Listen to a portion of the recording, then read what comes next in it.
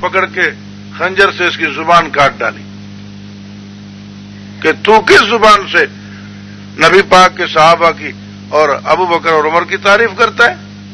زبان کاٹ کر اس کے ہاتھ میں تھما دی، یہ لو جاؤ، نہ زبان ہوگی نہ ان کی تعریف کرو گے۔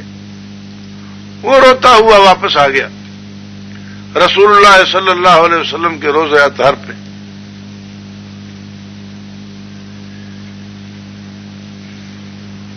اب کچھ کہہ نہیں سکتا، دل ہی دل میں ہے، روتا ہے، ہاتھ میں وہ زبان پکڑے ہوئے ہے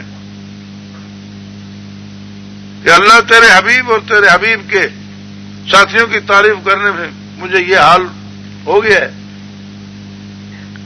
اس پاداش میں، اس بدلے میں میرے ساتھ یہ شروع ہوا۔ تو دیکھتا ہے نیند آ گئی۔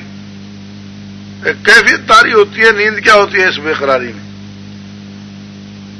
غنودگی سی ہو گئی، اور اس میں دیکھتا ہے کہ رسول اللہ صلی اللہ علیہ وسلم تشریف لائے ہیں، منہ کھلوا کے اپنا لعاب مبارک لگایا ہے اور وہ ہاتھ سے زبان پکڑ کے وہاں فٹ کر دی، لگا دی زبان۔ اس کو جاگ آ گئی، دیکھتا ہے زبان ہاتھ میں نہیں ہے، منہ میں لگی ہوئی ہے اور بالکل صاف، کوئی تکلیف نہیں۔ اس طرح کے کئی واقعات ہیں، اور ہم کرامات، معجزات الحمدللہ اہل سنت سب کو مانتے ہیں۔ اس کی زبان ٹھیک ہو گئی، اس کا ایمان اور مضبوط ہو گیا کہ رسول اللہ صلی اللہ علیہ وسلم کی زیارت بھی ہو گئی،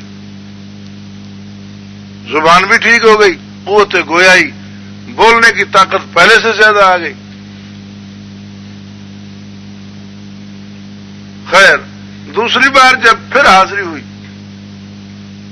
اسی طرح وہاں وہ نعتیہ اشعار پڑھ رہا ہے، ایک آدمی پھر آیا، اس نے دعوت دی،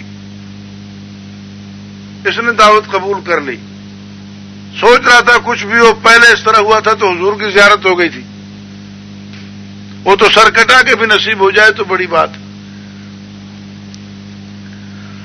دیکھا راستہ وہی ہے، لے چلا ادھر، آدمی اور ہے۔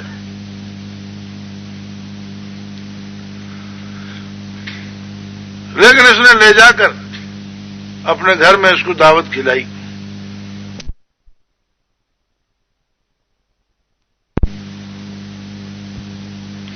ساتھ ہی ایک کمرہ کھول کے اس کو دکھایا، یہ دیکھو، دیکھا تو وہاں خنزیر بندھا ہوا تھا۔